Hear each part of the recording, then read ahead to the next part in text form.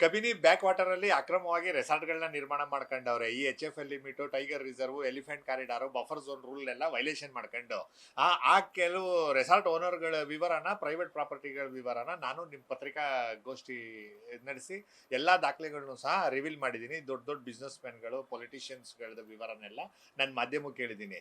ಈ ವಿಚಾರಗಳನ್ನ ನೀನ್ ಯಾಕೆ ಮಾಧ್ಯಮದ ಮುಂದೆ ಡಿಸ್ಕಸ್ ಮಾಡಿದೆ ಅಂತ ಅಂದ್ಬಿಟ್ಟು ನನ್ನ ಹೋರಾಟನ ಅತಿಕ ಸಲುವಾಗಿ ಈಗ ನನಗೆ ಸಸ್ಪೆಂಡ್ ಮಾಡಿ ಕುಣಿಸಿರೋಂಥದ್ದು.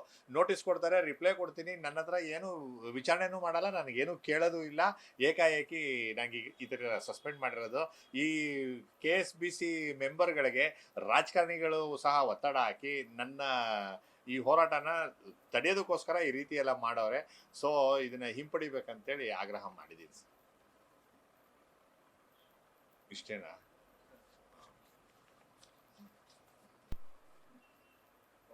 ನಮ್ಗೆ ನಮ್ಮ ಲಾ ಸ್ಕೂಲಲ್ಲಿ ಹೇಳ್ಕೊಟ್ಟಿರೋದು ಅಡ್ವೊಕೇಟ್ ಸಾರ್ ವಾಕಿಂಗ್ ಕಾನ್ಸ್ಟಿಟ್ಯೂಷನ್ ಅಂತೇಳಿ, ಮತ್ತೆ ಅಡ್ವೊಕೇಟ್ ಸಾರ್ ಸೋಷಿಯಲ್ ಇಂಜಿನಿಯರ್ ಅಂತೇಳಿ. ಅನ್ಯಾಯದ ವಿರುದ್ಧ ಧ್ವನಿ ಎತ್ತೋದು, ನಿರ್ಭೀತಿಯಾಗಿ ಮಾತಾಡೋ ಅಂಥದ್ದು, ಅಕ್ರಮಗಳನ್ನ ಬಯಲ್ಗೆಳೆಯುವಂಥದ್ದು, ಲೀಗಲ್ ಅವೇರ್ನೆಸ್ನ ಮೂಡಿಸೋವಂಥದ್ದು ಅಡ್ವೊಕೇಟ್ಸ್ಗಳಿಗಿರೋಂತಹ ಕರ್ತವ್ಯ. ಹಕ್ಕು ಮತ್ತು ಕರ್ತವ್ಯ ಎರಡು ಜೊತೆಗೆ ಇರ್ತವೆ. ನಾವು ಹಕ್ಕನ್ನ ಕೇಳಬೇಕು, ಅಡ್ವೊಕೇಟ್ ಪ್ರಿವಿಲೇಜ್ನ ಕೇಳಬೇಕಂದ್ರೆ ನಮ್ಮ ಕರ್ತವ್ಯ ನಿಭಾಯಿಸಬೇಕು. ನಾನು ನನ್ನ ಕರ್ತವ್ಯನ ನಿಭಾಯಿಸಿದ್ದೀನಿ. ಆ ಕಬಿನಿ ಬ್ಯಾಕ್ ವಾಟರ್ ಸುತ್ತ ಏನು ಇಲೀಗಲ್ ಆಗಿ ರೆಸಾರ್ಟ್ಗಳ ನಿರ್ಮಾಣ ಆಗಿತ್ತು ಅದರ ವಿರುದ್ಧ ಹೋರಾಟ ಮಾಡಿದ್ದೀನಿ, ಮಾಡ್ತಾ ಇದ್ದೀನಿ, ಮುಂದೇನು ಮಾಡ್ತಾ ಇರ್ತೀನಿ. ಅದೆಲ್ಲ ಲಾಜಿಕ್ ಆ್ಯಂಡ್ ಟಚ್ ಆಗೋವರೆಗೂ. ಸೊ ಆ ಏನು ಪತ್ರಿಕಾ ಮಾಧ್ಯಮದ ಮುಖಾಂತರ ಹೇಳಿದ್ದೀನಿ, ಇಂಥ ವಿಡಿಯೋಗಳನ್ನೆಲ್ಲ ಡಿಲೀಟ್ ಮಾಡುವಂಥ ಒತ್ತಡ ಹಾಕಿದ್ರು.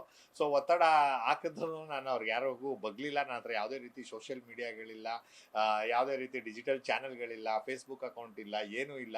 ನಾನು ಹೆಂಗೆ ಡಿಲೀಟ್ ಮಾಡೋಕ್ಕಾಯ್ತದೆ ಅಂತ ಅಂದಿದ್ದಕ್ಕೆ, ರೀಲ್ಸ್ ಮಾಡ್ತಿದ್ಯಾ ನೀನು ಅಂತೇಳಿ ಬಣ್ಣ ಹಚ್ಚಿ ರೀಲ್ಸ್ ಮಾಡಿ ಪ್ರಮೋಷನ್ ಮಾಡ್ಕೊಂಡು ಹಣ ಮಾಡ್ತಿದ್ಯಾ ಅಂತೆಲ್ಲ ಸುಳ್ಳು ಸುಳ್ಳು ಹೇಳ್ಕೊಂಡು ನನ್ನನ್ನು ವಿಚಾರಣೆ ಮಾಡ್ದೇನೆ ಈಗ ಅಮಾನತಲ್ಲಿಟ್ಟಿರೋದು. ಸತ್ಯದ ಪರ ಧ್ವನಿ ಎತ್ತಿದ್ದಕ್ಕೆ, ಅಕ್ರಮಗಳನ್ನ ಬಯಲಿಗೆ ಎಳೆದಿದ್ದಕ್ಕೆ, ಕಬ್ಬಿಣವನ್ನು ಉಳಿಸೋಕೆ ಹೋರಾಟ ಮಾಡಿದ್ದಕ್ಕೆ ನನಗೀಗ ಅಮಾನತ್ತು ಶಿಕ್ಷೆ ಆಗೈತೆ. ಬೇರೆ ಯಾರಿಗೂ ಈ ರೀತಿ ಆಗಬಾರ್ದು ವಕೀಲರಿಗೆ ಅನ್ನೋ ಕಾರಣಕ್ಕೆ ಅಮಾನತ್ ಆದೇಶನ ಹಿಂಪಡ್ಕೊಳ್ಬೇಕು ಅಂತೇಳಿ ಈ ಕೂಡಲೇ ನಮ್ಮ ಅಧ್ಯಕ್ಷರಿಗೆ, ಚೇರ್ಮನ್ ಅವರಿಗೆಲ್ಲ ಆಗ್ರಹ ಮಾಡಿದ್ದೀನಿ. ಮತ್ತು ರಿಟ್ ಪಿಟಿಷನ್ನ ನಾನು ಫೈಲ್ ಮಾಡ್ತಾ ಇದ್ದೀನಿ ಸರ್. ನನ್ನ ವಾಕ್ ಸ್ವಾತಂತ್ರ್ಯ, ಸಾಮಾನ್ಯ ಜನಕ್ಕೆ ಇರೋಂಥ ವಾಕ್ ಸ್ವಾತಂತ್ರ್ಯ ವಕೀಲರಿಗೆ ಇಲ್ವಲ್ಲ ಅನ್ನೋದೇ ಒಂದು ದುರಂತ ಸರ್. ಸ್ಕ್ರೀನಿಂಗ್ ಕಮಿಟಿ ಚೇರ್ಮನ್ ಅವರು ಒಂದು ಕಮಿಟಿ ಮಾಡ್ಕೊಂಬಿಟ್ಟು, ಯಾರೋ ದಕ್ಷ ಬಸವರಾಜ್ ಅಂತ, ಅವರು ಇಷ್ಟಕ್ಕೆಲ್ಲ ಕಾರಣ ಅಂತ ನೇರವಾಗಿ ಹೇಳ್ಬೋದು ಸರ್.